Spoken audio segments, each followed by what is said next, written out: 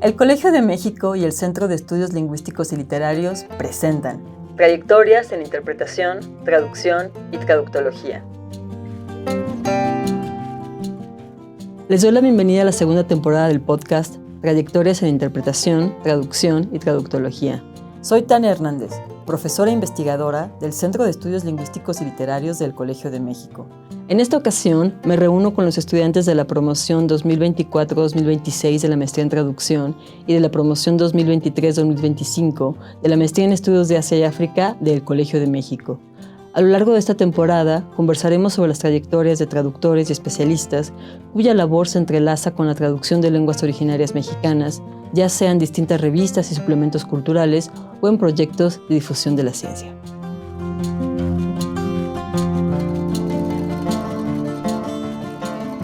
Les doy la bienvenida al segundo episodio de la segunda temporada Trayectorias en Interpretación, Traducción y Traductología. En esta ocasión, Verónica Falcón Ortiz y Luis Eduardo Laura Rosete nos hablarán de Frances Turr y su intensa labor como editora, traductora y redactora de Mexican Folkways, revista bilingüe impresa en la Ciudad de México entre 1925 y 1937. Hola Verónica y Luis, gracias por estar aquí en este espacio sonoro y en este podcast. Hola, muchas gracias por la invitación. Muchas gracias. Qué gusto tenerlos aquí. Bueno, pues para empezar a adentrarnos en su objeto de estudio y que nuestros escuchas puedan ir perfilando la complejidad de la biografía y labor traductora de Turr, quería pedirles que nos presentaran una panorámica de la revista, precisamente en la que ella tradujo y editó, Mexican Folkways, en la cual se desempeñó, pues eso, como correctora, traductora, editora, en fin. Esta revista surge en el Renacimiento Cultural, que es justo después de la Revolución Mexicana. Es una revista muy particular. Francis fue la editora, traductora y fue la promotora de la revista. Fue un proyecto que empezó como algo individual. Frances Turr, podemos decir que es una antropóloga folclorista y divulgadora, y se dedicó a estudiar y difundir las culturas indígenas de México. Primeramente la revista fue concebida originalmente como un material didáctico para la enseñanza de español a un público estadounidense y tratar de dar esta nueva imagen de un nuevo México. Tenía un enfoque en el folclore y documentaba la riqueza cultural e indígena y popular de nuestro país. Y en nuestro estudio identificamos 4 líneas temáticas, que puede ser la vida cotidiana, las costumbres sociales, otros temas como la familia y las artes, como la música y la danza. Y lo que nos llamó la atención fue la literatura, porque cuenta con poesía, mitos, leyendas y cuentos. Además de esto, la revista tiene colaboradores muy destacables como Diego Rivera, Carlos Mérida o Jean Charlotte, y unas fotografías muy buenas de Tina Modotti y de Edward Weston. Esta es una revista que es totalmente bilingüe de inglés y español. Los textos se encuentran a doble columna. En un lado está en español y en otro el texto en inglés. No en todos los artículos que encontramos, pero sí en algunos incluye textos de lenguas indígenas, como el mazateco, el tarahumara o el náhuatl, o a veces los 3 idiomas, es decir, inglés, español y la lengua indígena. Lo que también podemos observar de esta revista es que carecía de un método de estandarización o de una metodología formal respecto al tema de las traducciones. A menudo no se reconoce consistentemente quién eran los traductores o los autores de cada artículo. Estaba más planteada como un material de apoyo didáctico, y quizás por eso no tenía ese reconocimiento. La revista surge principalmente gracias a este esfuerzo que hace Frances Turr por llevar a cabo su proyecto, pero también cuenta con el apoyo de la Secretaría de Educación, especialmente en la gestión de Manuel Gamio, y posteriormente hay otros personajes, otros subsecretarios que también continúan con el proyecto. La revista principalmente se fondeaba a través de la publicidad. Algo que observamos a lo largo de la revista es que incluye publicidad de empresas turísticas como hoteles, tiendas artesanales, y esto le da también un matiz bastante turístico. Aunque también encontramos que hay algunas críticas hacia tanto a la revista como a Francis de ser como de un tono propagandístico debido a las asociaciones que tenía Francis Turr con artistas vinculados al Partido Comunista Mexicano. ¿Querrías añadir algo a esta descripción panorámica de la revista tan rica que nos acaba de hacer Luis Eduardo? Verónica. Pues solo que Francis Turr vino a México y se enamoró de la cultura y lo que ella manifiesta y quiere demostrar con esta revista, y quería mostrarlo a Estados Unidos principalmente.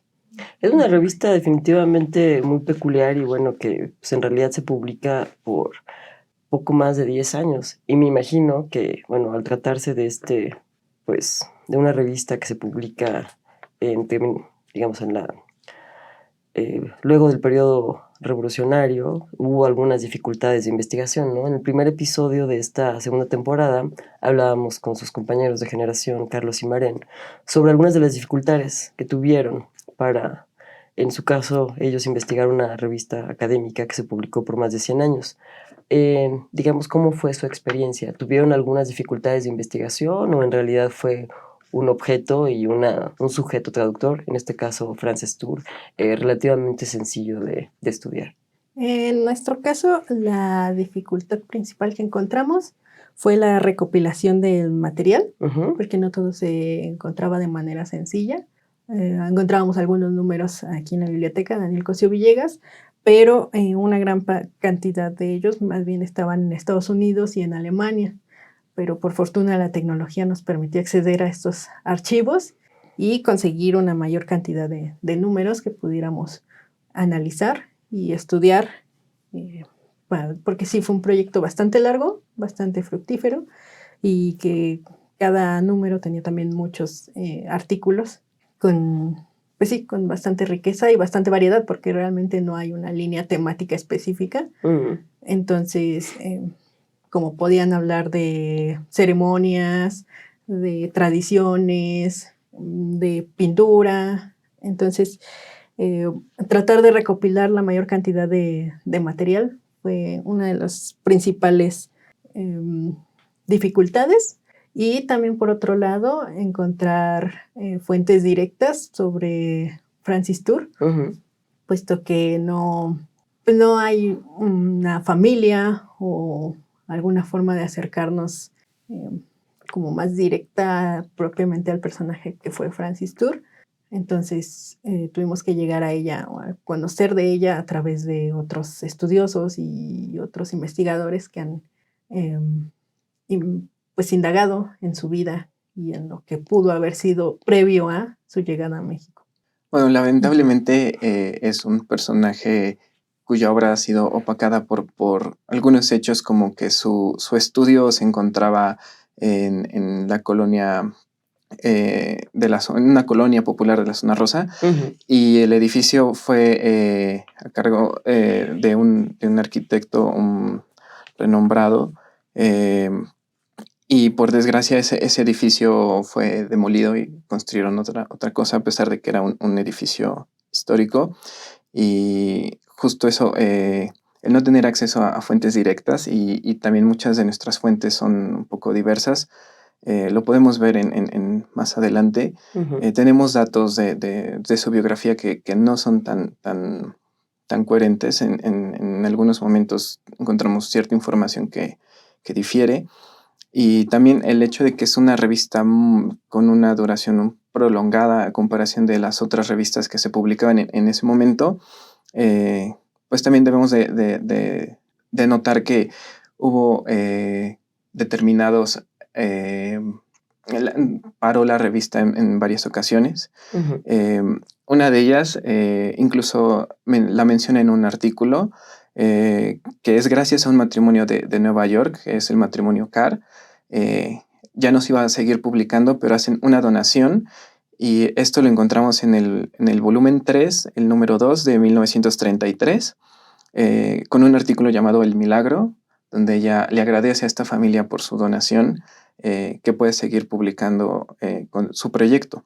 Y también creo que es importante mencionar que estamos en un tiempo, en una época donde todavía no se consolida el estudio antropológico, ni de una manera formal ya de la antropología, uh-huh, y tampoco lingüística. Entonces, todavía no teníamos el INALI o el INI, que fue su antecesor, y todavía no estaba esa documentación de lenguas que quizás no cuentan con una escritura o con una metodología más formal para poder describirlas, y tampoco teníamos todavía los especialistas ya bien formados. Entonces es una época donde apenas está iniciando estas disciplinas y a consolidarse como tal.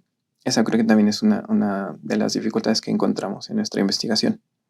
Pero digamos, no obstante, a pesar de pues, todas estas dificultades y de la necesidad que tuvieron de recurrir a distintas fuentes indirectas, y bueno, también estos otros dificultades o variables que tienen que ver con la trayectoria propia de Frances Turr y cómo se fueron perdiendo sus materiales, pudieron indagar algunos datos sobre su biografía que consideran relevantes para nuestros escuchas, para que conozcan un poco, pues sí, precisamente la trayectoria traductora de Frances Turr.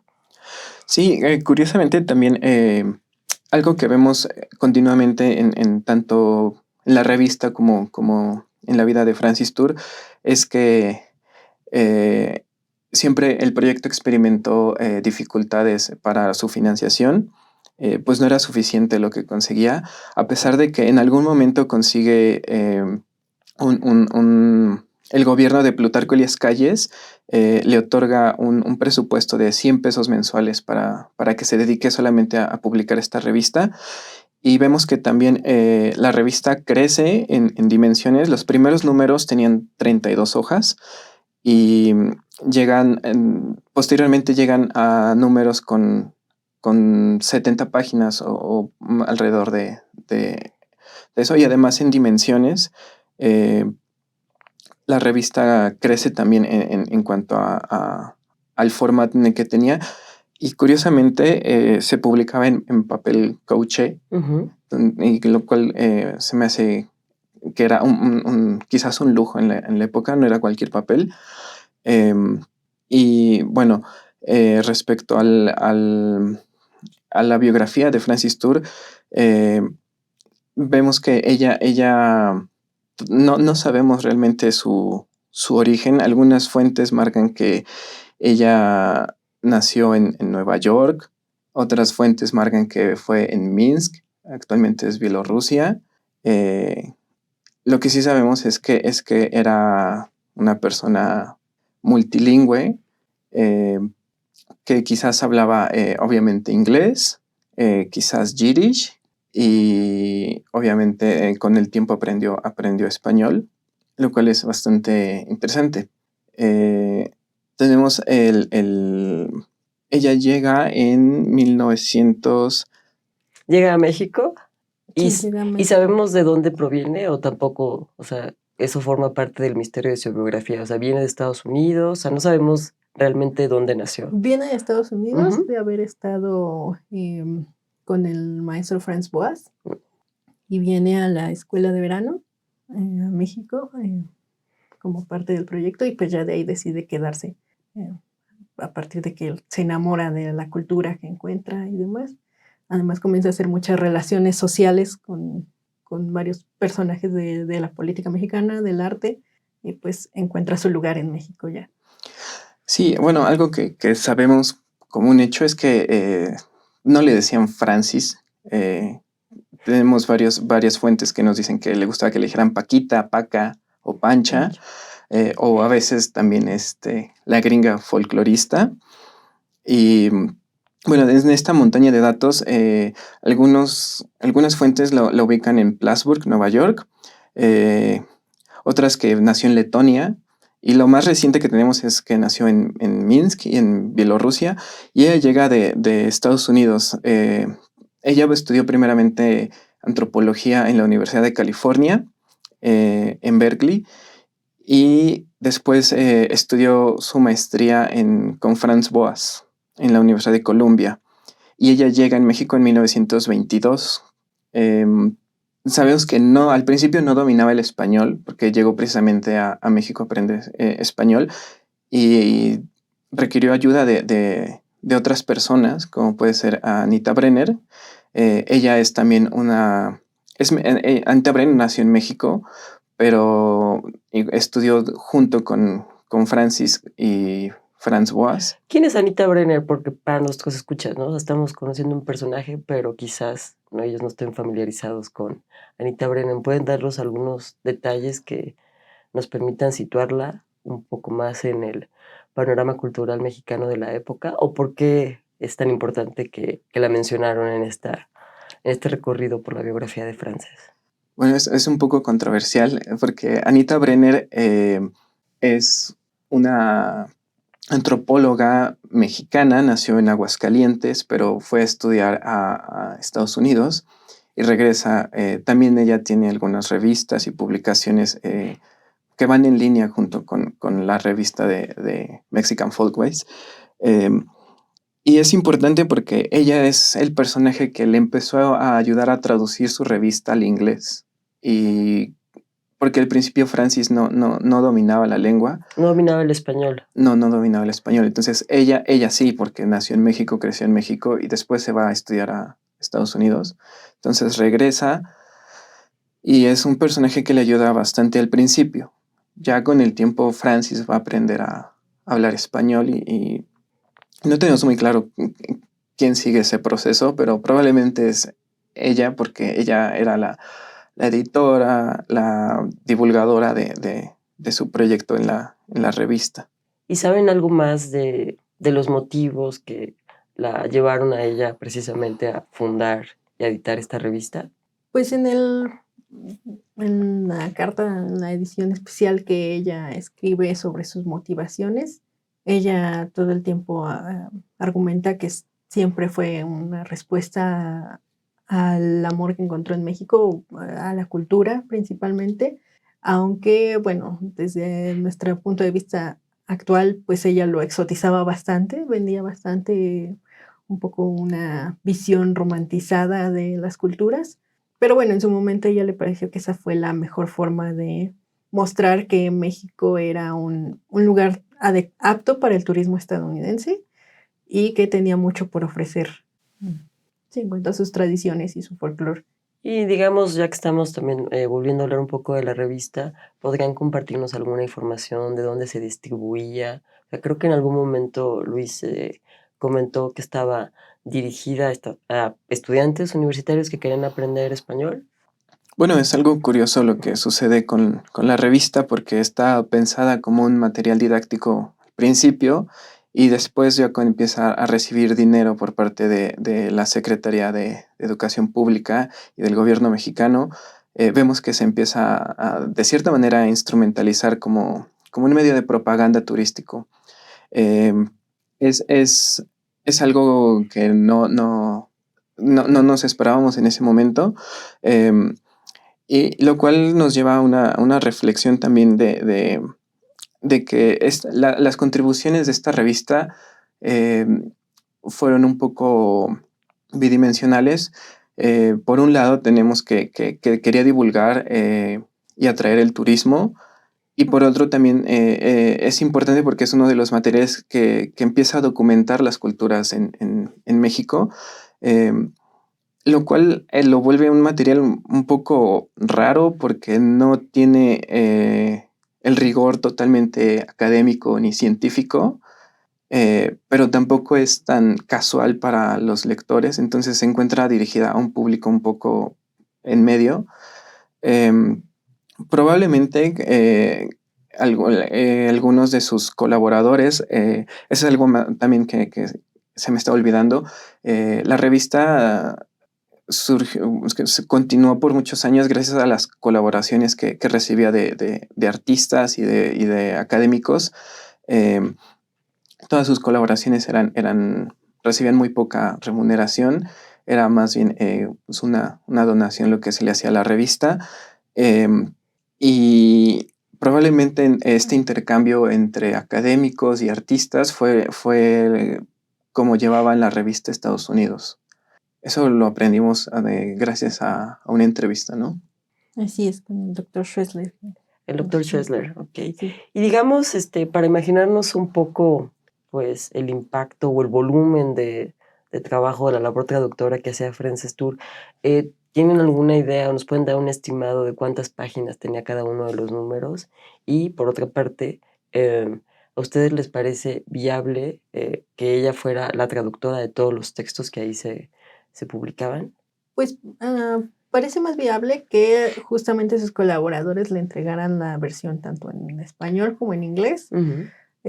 También es posible que sí, de aquellas que no tenían su traducción, bueno, ella la hiciera, pero es posible que los mismos colaboradores le entregaran la versión, digamos que ya traducida, porque también hay artículos que son muy interesantes, que tienen canciones o fragmentos de cuentos en alguna lengua originaria. Entonces es muy posible que esas traducciones los mismos colaboradores se las hubieran proporcionado. Y vamos en cuanto al número de páginas que tiene cada número. Inicialmente tenía alrededor de 32 páginas y posteriormente como ya mencionó Luis, se hace más voluminosa, teniendo alrededor de 70 páginas. Realmente dependía de las colaboraciones que recibía, porque si, digamos, para un cierto número no juntaba tantas colaboraciones, pues el número era más pequeño. Si recibía más colaboraciones, pues sí tenía más, el volumen de ese número iba a ser más grande.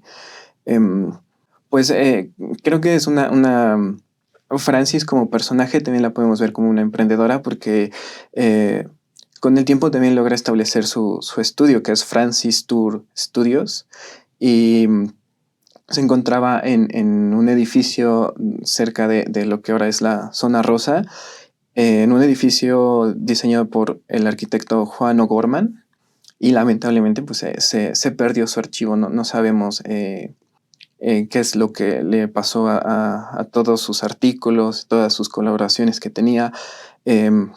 Lo que sí vemos que era algo constante, también era la publicidad. Eso sí no dejó de reducirse en la revista, pues era un medio por el que se mantenía.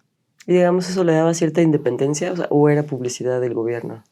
Pues era publicidad digamos, local, también de algunos negocios turísticos. Había igual anuncios de cigarros, de quizás algún mezcal. También quizás una de estas, es algo que se le critica a la revista, es que parece tener una lógica de no darle agentividad a las personas que estudiaba, de verlos más como un objeto de estudio. Y no, a las personas que estudiaban, creo que no te entiendo. Bueno, a todas las culturas, perdón. A todas las culturas con las que estudiaba, las veía más como un objeto de estudio, más que como unos sujetos activos dentro de la comunidad.